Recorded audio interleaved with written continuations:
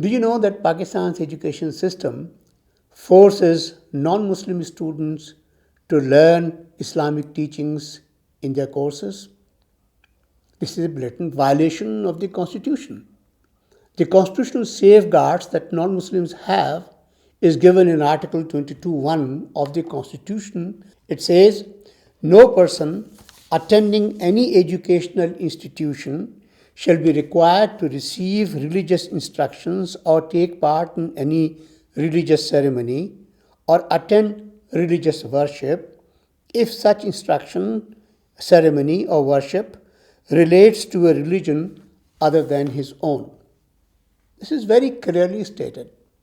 Yet this constitutional safeguard is being violated in our education system. Let me give you examples for this.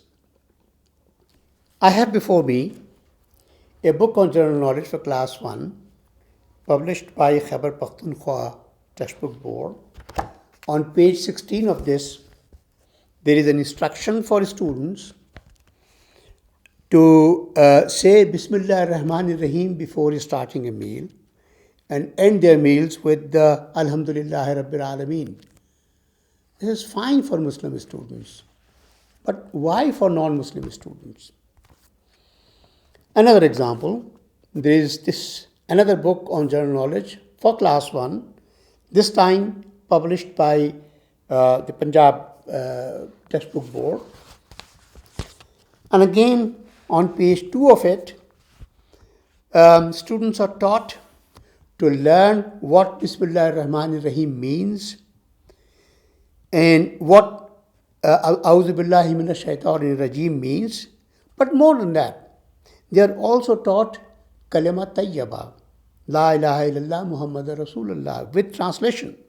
And they are instructed to memorize these things by heart. Non-Muslim students are also forced to memorize Kalima Tayyaba by heart and learn its meanings.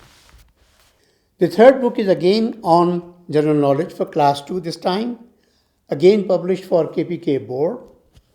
On page 35 of which, students are taught the prayers which are used for keeping the fast in Ramzan and opening the fast in Ramzan with meaning, and students are asked to memorize these prayers by heart.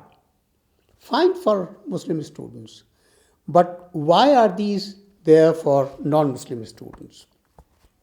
Then there is this book on Urdu for class 3 by National Book Foundation, and on page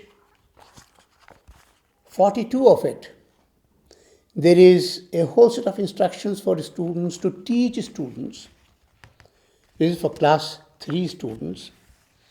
What to say at the start of their meals. And this time it is not simply Bismillah ar-Rahman ar-Rahim. It is Bismillah wa ala barakatillah. And then to tell students that if they forget to say Bismillah in the beginning and remember it during the middle of it, they should read Bismillah awwalahu wa akhirahu. All of these very intricate things, perhaps good for Muslim students, but why should non-Muslim students be forced to learn these things and memorize these things?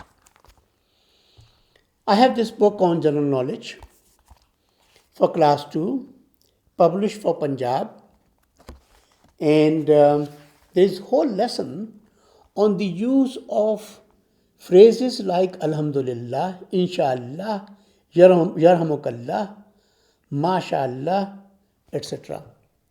The whole lesson on this, again, good for Muslim students, but why should non-Muslim students be forced to learn these things?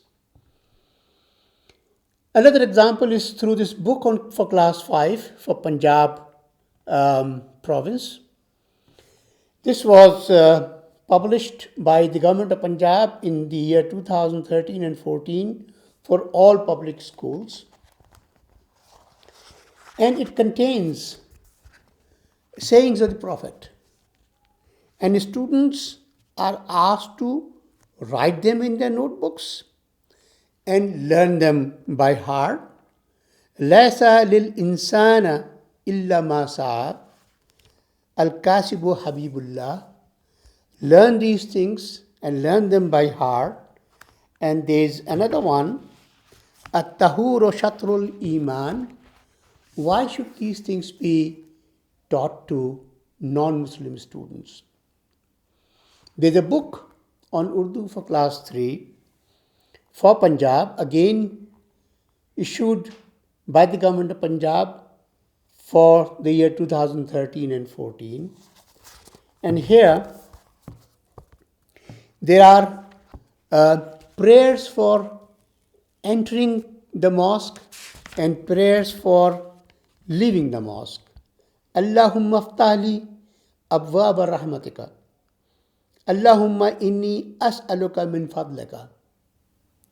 Why should non-Muslim students be forced to learn these prayers? When are they expected to enter a mosque and leave a mosque? There is this book of Urdu for class 2, published for the KPK board, and this book asks students to learn the following by heart, memorize it, and memorize its translation. And this is Durood.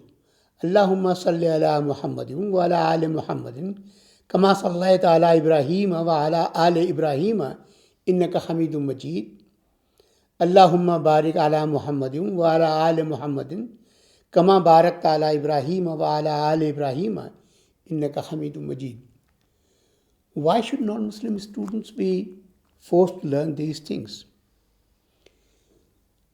This is clear violation of the constitutional protection that non-Muslims have in this country. Imagine how the students and their non-Muslim students and their parents feel when they are forced to learn these things. Wouldn't we be angry if Muslim students were told to learn long passages from the Hindu Bhagavad Gita or from Christian Bible or Jewish Torah or whatever? This would be something on which we will be very angry and we will be very heavily offended. I have shown you these examples from books of Punjab and KPK and Federal Area. But the same is true for books from Sindh and Balochistan. And this is so because they all follow National Curriculum 2006.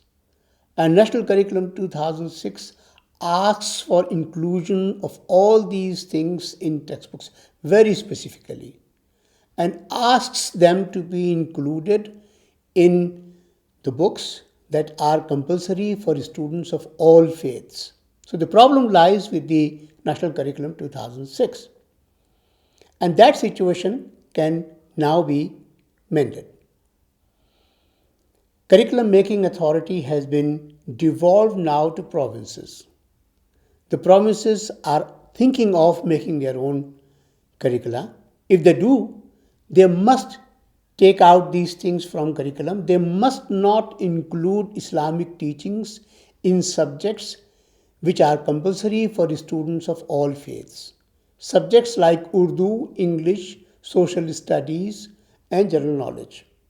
There should be no Islamic teachings in these subjects. If they fail to do that, the interfaith harmony that we lack these days in the country will continue to exist.